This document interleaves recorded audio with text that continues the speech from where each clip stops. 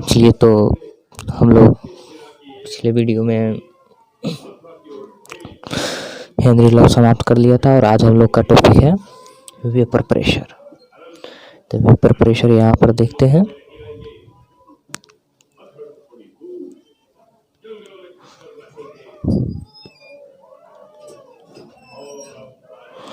Vapour pressure, वाष्प दाब,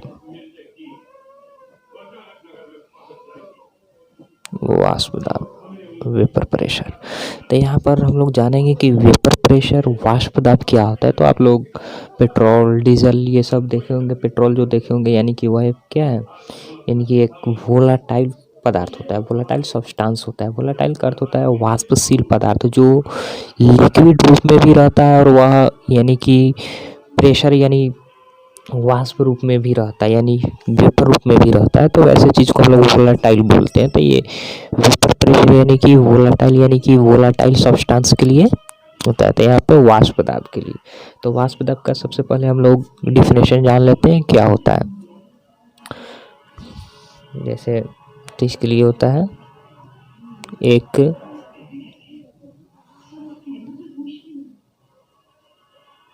निश्चित ताप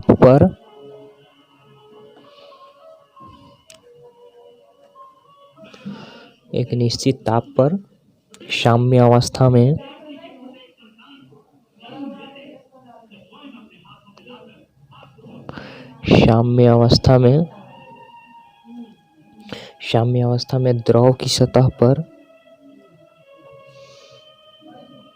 द्रव की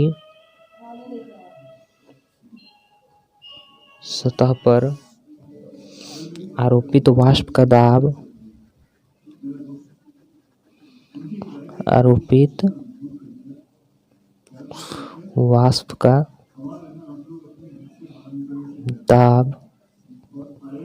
वाष्प दाब कहलाता है। वाष्प का दाब द्रव का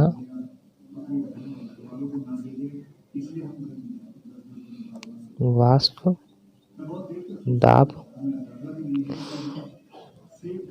कहलाता है।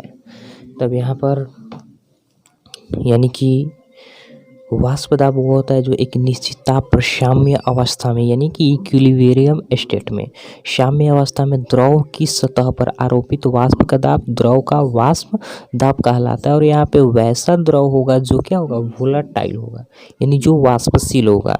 तो यहाँ पे हम लोग वाष्पशील द्रव के बारे में बात करेंगे। तो जैसे यहाँ पर वेपर प्रेशर को देख लेते हैं। जैसे यहाँ पर हम लोग यानी कि एक कंटेनर लेते हैं और इस कंटेनर में यानी कि कुछ सब्सटेंस रख देते हैं और वह सब्सटेंस कैसा होना चाहिए, वोलाटाइल होना चाहिए, अर्थात वाष्पशील पदार्थ होना चाहिए, यानी कि जो वाष्प में कन्वर्ट हो जाए। तो वाष्पशील पदार्थ होना चाहिए यानी कि लिक्विड।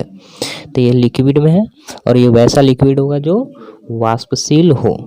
जैसे में पेट्रोल होता है, यानी कि पेट्रोल को हम लोग यानी कि खुला छोड़ देते हैं तो वह वाष्प बन के उड़ जाता है। तो यहाँ पे अब ये यहाँ पे होगा तो इनका कुछ जो होगा यानी कि ये लिक्विड स्टेट में है और ये रखे होंगे तो यहाँ पे कुछ वाष्प भी इसका होगा यानी कि गैस रूप में होगा कुछ।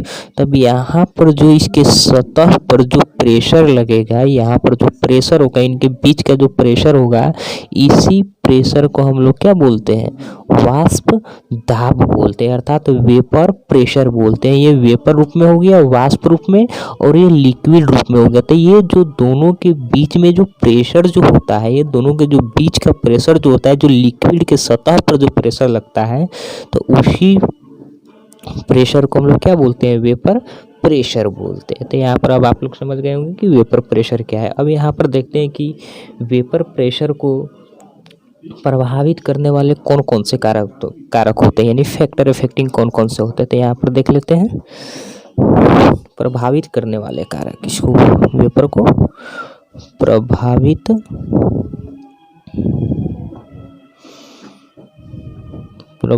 करने वाले कारक। तो प्रभावित करने वाले कारक अर्थात फैक्टर इफेक्टिंग।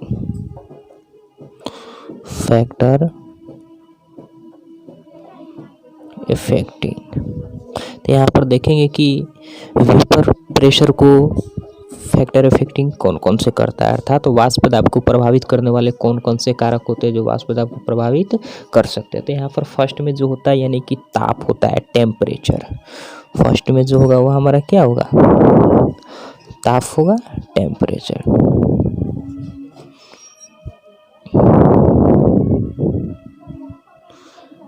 टेम्परेचर, ताप। तब यहाँ पर देखते हैं कि यानी कि वेपर प्रेशर के ऊपर ताप का क्या प्रभाव पड़ेगा। जैसे यहाँ पर ये एक, जैसे यहाँ पर हम लोग यहाँ पर एक कंटेनर है, इसमें यानी कि लिक्विड है, ये लिक्विड स्टेट में है और ये प्रेशर है, यानी कि ये जो है वाष्प रूप में है।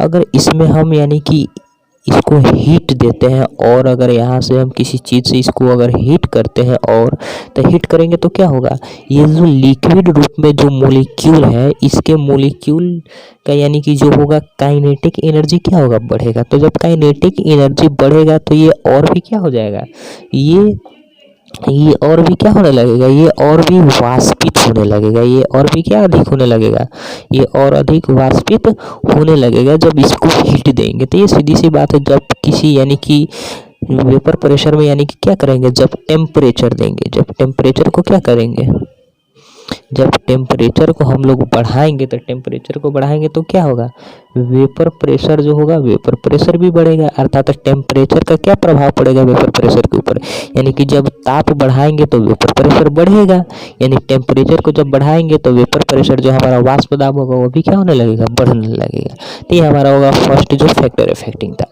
यानी ताप के प्रभाव से, यानी कि ताप को जब बढ़ाएंगे तो वेपर प्रेशर बढ़ेगा। अब इसका दूसरा देखते हैं, दूसरा क्या है, तो दूसरा है नेचर ऑफ लिक्विड।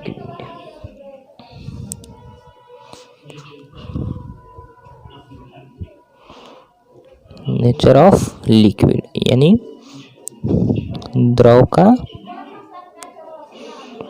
प्रकृति। तो यहाँ पर द्रव का प्रकृति को देखते हैं। तो यहाँ पर देखेंगे, सबसे पहले यहाँ पर द्रव के प्रकृति के लिए लिख देते हैं। तो यहाँ पे इसका जो अंतराण्विक आकर्षण बल,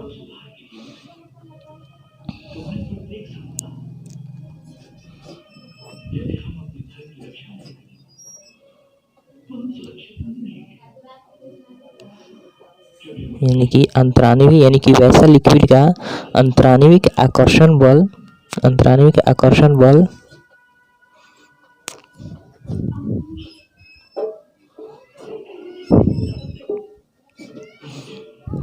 कमजोर हो तो वाष्प दाब उच्च होगा, हो तो वाष्प दाब उच्च होगा। यानी कि द्रव का प्रकृति, अगर द्रव का वैसा द्रव लेते हैं जिसका अंतराण्विक आकर्षण बल कमजोर है तो उसका वाष्प दाब क्या होगा, उच्च होगा। अगर जिस द्रव का यानी कि इंटरमोलिक्यूलर फोर्स, इंटरमोलिक्यूलर फोर्स क्या हो, अगर इंटरमोलिक्यूलर फोर्स अगर कम हो, वीक हो, कमजोर हो तो उसका जो वेपर प्रेशर होगा वो हाई होगा, यानी कि उच्च होगा। तो यहाँ पर देख लेते हैं, जैसे यहाँ पर हम लोग दो यानी कि लिक्विड लेते हैं, एक जो लिक्विड लेते हैं, एक जो हम लोग यहाँ पर लिक्विड लेते हैं। तो इस लिक्विड का क्या है, इंटरमोलिक्यूलर फोर्स यानी कि आपस में सब जुड़ा हुआ है। और एक जो हम लोग लेते हैं, और यहाँ पर एक जो लेते हैं यानी कि इसके जो मोलिक्यूल है वो अलग अलग है, इसके मोलिक्यूल है जो क्या है, अलग अलग है। तो यानी कि इसका जो यहाँ पर जो अंतराण्विक आकर्षण बल है ये कमजोर है, ये क्या है, कमजोर है। इसका जो अंतराण्विक आकर्षण बल है, जो दोनों अणुओं के बीच का जो बल है वह क्या है, यहाँ पर इसका मजबूत है। तो जब दोनों में हीट करेंगे, जब दोनों को हम लोग क्या करेंगे, हीट करेंगे तो इसका जो होगा यानी कि इसमें वाष्प दाब जो है यानी कि ये बहुत, यानी कि ये धीरे धीरे क्या होगा, वाष्प रूप में कन्वर्ट होगा। जब इसको गर्म करेंगे तो ये धीरे धीरे वाष्प रूप में कन्वर्ट होगा। और जबकि इसको जब हम हीट करेंगे, इसका जो इंटर जो यानी कि मोलिकुलर फोर्स है, जो अंतराणिक आकर्षण बल है, ये यहाँ पे क्या है इसका कमज़ोर है। तो जब इसको हीट करेंगे तो हीट करने के बाद ये बहुत ही जल्दी क्या हो जाएगा, वाष्प रूप में कन्वर्ट हो जाएगा। तो द्रव का प्रकृति में तो अंतराणिक आकर्षण बल किसी द्रव का अगर कमज़ोर है तो उसका वाष्प दाब क्या होगा, उच्च होगा, यानी उसका वाष्प दाब जो है हाई होगा। अब यहाँ पर हम लोग तीसरा देखते हैं, तीसरा फैक्टर अफेक्टिंग देखते हैं। तीसरा जो है बॉइलिंग पॉइंट, क्वथनांक।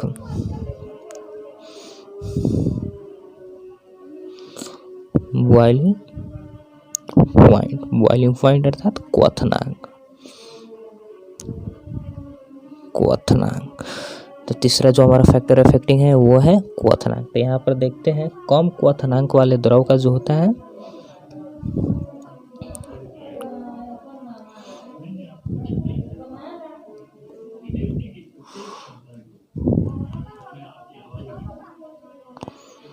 कम क्वथनांक वाले द्रव का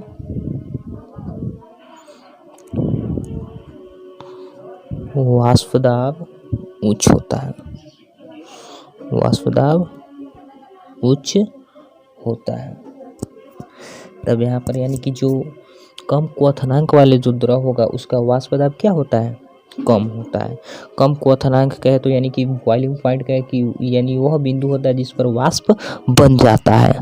यानी बॉइलिंग पॉइंट यानी क्वथनांक वह होता है जिस पर यानी द्रव का यानी कि वाष्प बन जाता है। वैसा पॉइंट होना चाहिए जहाँ पर वाष्प रूप में वह कन्वर्ट हो जाता है। तो जिसका कम क्वथनांक होगा अर्थात जो कम टेम्परेचर पर ही वाष्प रूप में कन्वर्ट हो जाता हो तो उसका वाष्प दाब क्या होगा, बहुत ही अधिक होगा, क्योंकि कम टेम्परेचर पर ही वह वाष्प रूप में चेंज हो जाता है। उसको जितना अधिक टेम्परेचर देंगे वह उतना ही उसमें वाष्प दाब होगा, यानी कि वह उतना ही वाष्प रूप में वह कन्वर्ट होगा। तो जिसका यानी कि कम क्वथनांक वाला जो द्रव होता है, जो कम क्वथनांक पर ही वाष्प रूप में कन्वर्ट हो जाता है, गैस रूप में बदल जाता है, उसका जो वाष्प दाब होता है वह बहुत ही उच्च होता है। अब यहाँ पे हम लोग चौथा फैक्टर अफेक्टिंग देखते हैं, प्यूरिटी ऑफ लिक्विड। तो यहाँ पर हम लोग का चौथा है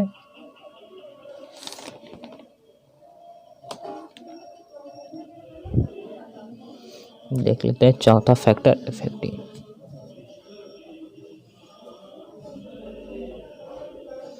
चौथा फैक्टर अफेक्टिंग होगा हमारा प्यूरिटी ऑफ लिक्विड।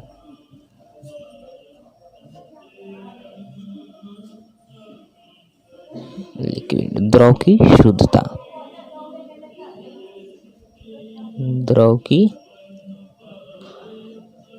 शुद्धता, तो ये सबसे हमारा मोस्ट फैक्टर अफेक्टिंग है वेपर प्रेशर का, द्रव की शुद्धता। तो इसको हम लोग ध्यान से देखेंगे। शुद्ध द्रव का जो होता है यहाँ पर हम लोग देखते हैं, इसको लिख देते हैं,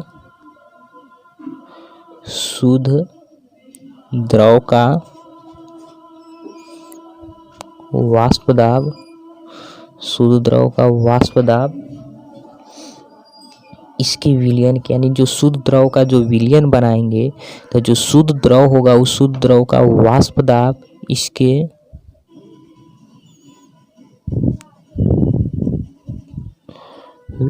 विलयन की तुलना में अधिक होता है।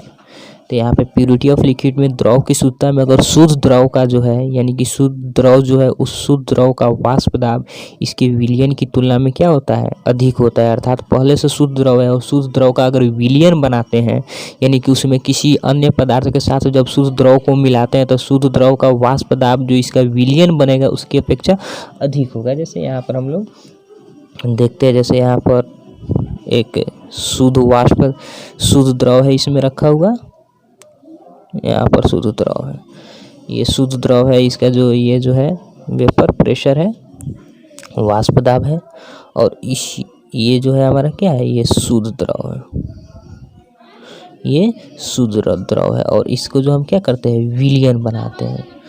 शुद्ध द्रव है और इसको जब हम लोग विलयन बनाते हैं तो विलयन बनाएंगे तो इसमें विलयन बनाएंगे तो ये अन्य दूसरा पदार्थ को क्या करेगा, मिश्रित करेगा, अन्य दूसरा पदार्थ को। तो ये हमारा क्या था, शुद्ध द्रव है, और ये क्या होगा, यानी कि जो दूसरा पदार्थ के साथ मिलाएंगे वो होगा। तो इसमें यानी कि एक दूसरा पदार्थ भी आकर के क्या हो जाता है, मिल जाता है। तो जब मिल जाता है तो इसका जो मोलिक्यूल होगा यानी कि दूर दूर हो जाता है, सबका अलग अलग हो जाता है। तो इसका मोलिक्यूल अलग अलग हो जाता है, जहाँ पे इसका वेपर प्रेशर क्या हो जाता है, कम हो जाता है इसका वेपर प्रेशर, और इसका वेपर प्रेशर क्या रहता है, उच्च होता है। इसको ध्यान में रखना है। यानी इसका जो होगा ये हो जाएगा, ये लो हो जाएगा इसका वेपर प्रेशर, और इसका जो वेपर प्रेशर होगा क्या होगा, हाई होगा। इसका वेपर प्रेशर हाई होगा और इसका वेपर प्रेशर लो होगा। अब इसी सिद्धांत पर, इसी के द्वारा यानी कि राउल्ट्स ने अपना नियम दिया था। तो यहाँ पर हम लोग राउल्ट्स लॉ को पढ़ते हैं अब आगे। तो चलिए अब देखते हैं राउल्ट्स का नियम। तो यहाँ पर अब हम लोग आगे पढ़ते हैं राउल्ट का नियम।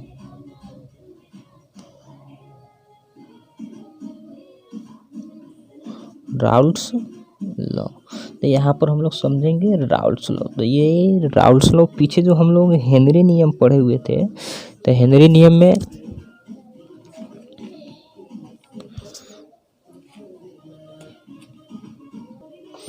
पीछे जो हम लोग हेनरी नियम पढ़े हुए थे, हेनरी नियम में क्या था, P = 2KH(x). और इस राउल्ट्स नियम में हम लोगों को पढ़ना है किस चीज़ के ऊपर, इस राउल्ट्स नियम में हम लोगों को पढ़ना है यानी कि जो हम लोग अभी यानी कि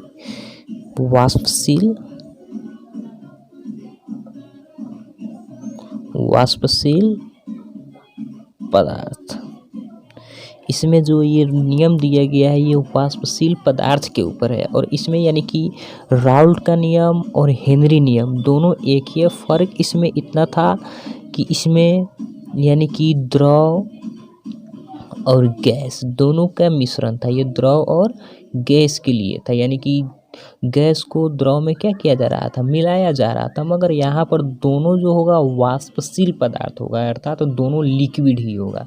दोनों यहाँ पर क्या होगा, लिक्विड रूप में ही होगा।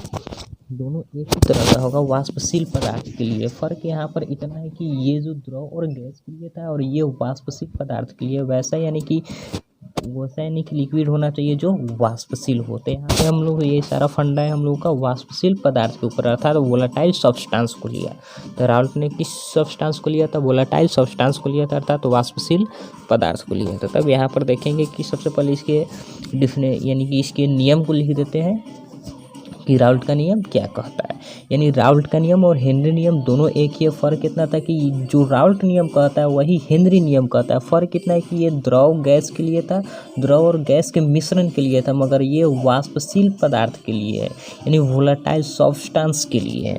तब यहाँ पर हम लोग देखते हैं और वाष्पशील सब्सटेंस हम लोग जन्म करते हैं। वाष्पशील पदार्थ क्या होता है, जो यानी कि गैस रूप में, वैसा द्रव जो गैस रूप में चेंज हो जाता है, वाष्पशील पदार्थ। तो यहाँ पर इसके सबसे पहले इसके हम लोग डिफिनेशन को पढ़ लेते हैं। तो यहाँ पर लिखेंगे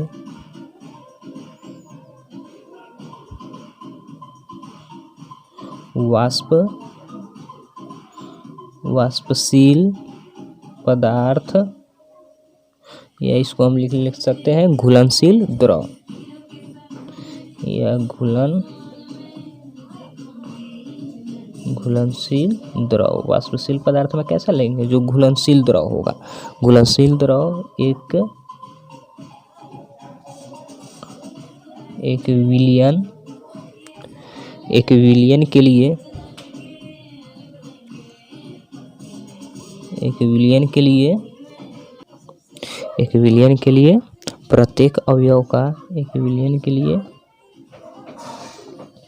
प्रत्येक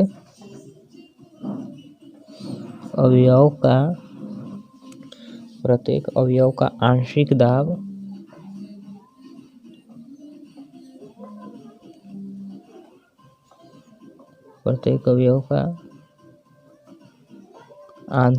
दाब उनके मूल अंश के समानुपाती होता है। उनके मोल अंश के समानुपाती होता है। तो ये हमारा हुआ राउल्स नियम। ये हुआ राउल्स नियम। और हेनरी नियम क्या कहता है? गैस का मूल अंश उसके आंशिक दाब के समानुपाती होता है। गैस का मूल अंश द्रव के आंशिक दाब के क्या होता है? यानी कि समानुपाती होता है। मगर यहाँ पर वाष्पशील पदार्थ, घुलनशील द्रव, एक विलयन के लिए प्रत्येक अवयव के आंशिक दाब उनके मूल अंश के क्या होता है? समानुपाती होता है। तो यहाँ पर हम लोग देखते हैं। तो इन्होंने यानी कि राउल्स ने वाष्पशील पदार्थ को लिया। तो इन्होंने 2 केस दिए। तो यहाँ इसका फर्स्ट केस देखते हैं कि फर्स्ट केस में इन्होंने क्या बतलाया। तो फर्स्ट केस में जो है यानी कि इन्होंने वाष्पशील भी लिया प्लस वाष्पशील विलायक लिए। वाष्पशील विलायक 2 कंपोनेंट लिए, 2 अवयव लिए जो दोनों अवयव में था वाष्पशील विलय और वाष्पशील विलायक यानी वोलाटाइल सॉल्यूट और वोलाटाइल सॉल्वेंट था। तो दोनों को क्या बनाया गया? विलयन बनाया गया। दोनों का विलयन बनाया गया। तो ये हम लोग फैक्टर इफेक्टिंग में ही पढ़ लिए हैं कि जब एक ही प्रकार का जब सॉल्यूशन होता है, अर्थात जब प्योरिटी यानी जब शुद्ध द्रव का जब विलयन बनाया जाता है तो विलयन का वाष्प दाब इसकी अपेक्षा क्या हो जाता है? कम हो जाता है। तो इसका जो यहाँ पर क्या है? वाष्पशील विलय भी है और वाष्पशील विलायक भी है। दोनों एक ही प्रकार का है तो दोनों शुद्ध होगा। तो इसके कंपेयरिंग में इसका जो है क्या होगा? वाष्प दाब, वेपर प्रेशर अधिक होगा। तब यहाँ पर देखते हैं। तो यहाँ पर वोलाटाइल सॉल्यूट था, ये हमारा वाष्पशील विलय जो है क्या हो जाएगा? वोलाटाइल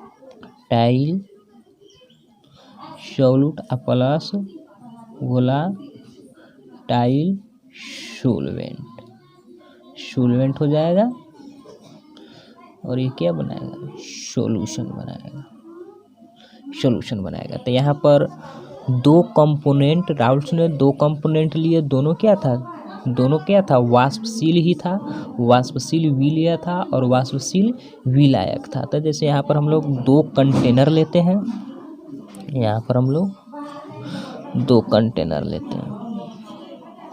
एक कंटेनर में जो है 2 प्रकार के यानी कि वाष्पशील लिया था, एक विलय। तो ये हो गया हमारा विलय, इसको मान लेते हैं विलय फर्स्ट। इसमें विलय फर्स्ट है यानी कि जो क्या है? द्रव है। यहाँ पर द्रव है और इसके यहाँ पर कुछ गैस रूप में वाष्प है। ये कौन रूप में है? ये गैस रूप में है। और ये हमारा कौन रूप में है? लिक्विड रूप में है। और इसके बीच का जो प्रेशर है, इसके बीच के प्रेशर को हम लोग मान लेते हैं कितना होगा? P1 नॉट होगा। ठीक है। और एक यहाँ पर लिए और एक यहाँ पर लिए। तो एक यहाँ पर लिए तो इसके लिए क्या हो गया? एक यहाँ पर लिए तो इसके लिए हमारा हो गया। एक यहाँ पर लेते हैं तो जिसके लिए यहाँ पर ये है और ये कौन चीज़ है? हमारा लिक्विड है। ये कौन चीज़ होगा? हमारा विलायक होगा जिसको हम अवयव 2 कर लेते हैं। ये दूसरा अवयव हो गया। ठीक है। और इसके भी कुछ प्रेशर इसके भी कुछ वाष्प होंगे। इसको हम थोड़ा चेंज कर देते हैं 1-2 के लिए। इसके भी कुछ वाष्प है। इसके बीच के जो प्रेशर लगेगा, इसके वेपर प्रेशर, तो इसको ये दूसरा कंपोनेंट के लिए इसके लिए हम P2 नॉट कर लेते हैं। ये हमारा P2 नॉट हो गया। ठीक है। तो अब यहाँ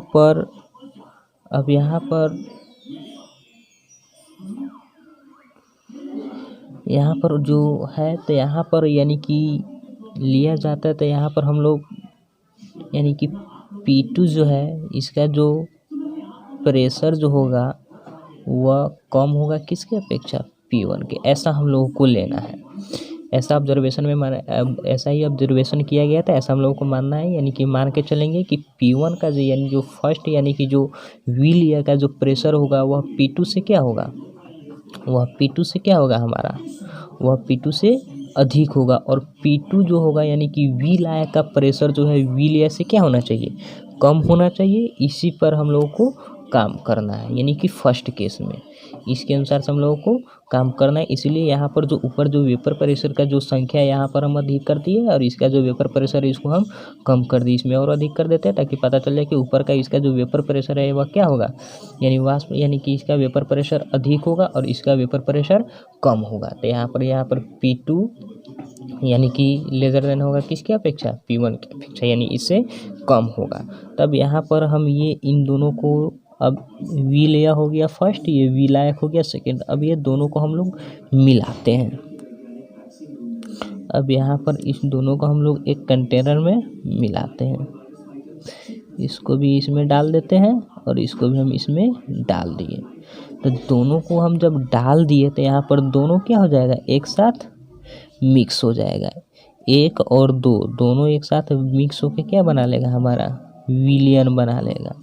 ये हमारा विलियन बनाएगा, तो विलियन बनाएगा तो इसके भी मोलिक्यूल होंगे और इसके भी मोलिक्यूल होंगे। तो ये फर्स्ट का है, ये सेकंड का मोलिक्यूल हो गया, फर्स्ट है और ये सेकंड का मोलिक्यूल हो गया, फर्स्ट है और ये सेकंड का मोलिक्यूल हो गया। तो ये जब दोनों का मोलिक्यूल जब एक साथ मिला देंगे तो इसका जो वेपर प्रेशर है ये दोनों के अपेक्षा क्या हो जाएगा, कम हो जाएगा। तो इसके भी कुछ ए के भी कुछ होंगे वाष्प और बी के भी कुछ होंगे वाष्प। ये ए के लिए हो गया, ये ए के लिए हो गया और ये बी के लिए हो गया। तो ये ए के लिए मान लेते हैं यहाँ पर इसका प्रेशर क्या होगा, P1 होगा प्रेशर, और इसका प्रेशर क्या होगा, P2 मान लेते हैं प्रेशर। इसका प्रेशर P1 होगा, इसका प्रेशर P2 होगा, क्योंकि यहाँ पर जब दोनों को एक साथ मिलाएंगे तो ये जो प्योर स्टेट में, प्योर स्टेट के अपेक्षा इसका जो प्रेशर क्या हो जाएगा, कम हो जाएगा। हम लोग ऊपर ही पढ़े हुए थे। तो इसका प्रेशर अब यहाँ पे क्या हो जाएगा, P1 हो गया। मान लेते हैं कि ये P1 है, यानी कि फर्स्ट का है तो इसके लिए P1 मान लिए प्रेशर, ये सेकेंड का है तो इसके लिए हम लोग P2 मान लिए प्रेशर। तो यहाँ पर अब ये टोटल विलियन का प्रेशर कितना हो जाएगा, तो यहाँ पर P टोटल, तो P टोटल प्रेशर यहाँ पर कितना हो गया, यानी P1 plus P2, P1 plus P2, ये टोटल प्रेशर हो गया। तो यहाँ पर इतना हम लोगों का फाइनली हो गया। अब यहाँ पर हम लोग देखेंगे कि यानी कि राल्स का नियम क्या कह रहा था। तो देखिए यहाँ पर राल्स का नियम क्या कह रहा है राल्स का नियम कह रहा है वाष्पशील पदार्थ एक विलियन के लिए प्रत्येक अवयव का आंशिक दाब उनके मूल अंश के समानुपाती होता है। तो इसका जो आंशिक दाब अर्थात पार्टियल प्रेशर जो है उसके मूल अंश के क्या होता है, समानुपाती होता है।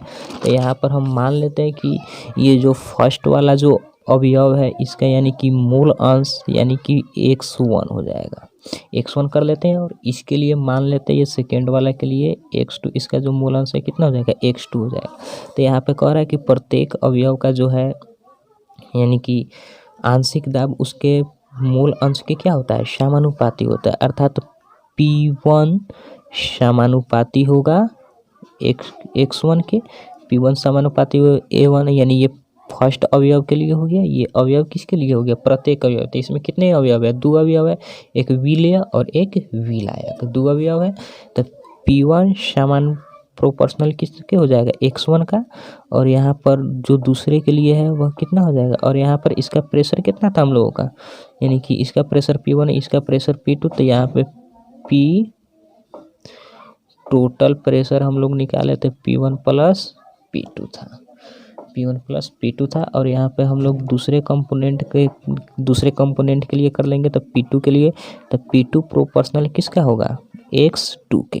तो x2 के होगा तो यहाँ पे प्रोपोर्शनल हटाते हैं। तो यानी कि प्रोपोर्शनल हटाने के बाद यहाँ पर हम लोग एक कांस्टेंट लगाते हैं। तो यहाँ पर P1 इक्वल टू यहाँ पे इसका जो प्योर स्टेट में का जो प्रेशर है उसको लगा सकते हैं, क्योंकि इसका प्योर स्टेट में का है तो ये बदलेगा नहीं, जो है वही रहेगा। तो यहाँ पर क्या हो जाएगा, P1 नॉट, और यहाँ पर ये हो गया x1 हो गया। और इसके लिए भी हो जाएगा P2 इक्वल टू यहाँ पर हो जाएगा P2 नॉट x2।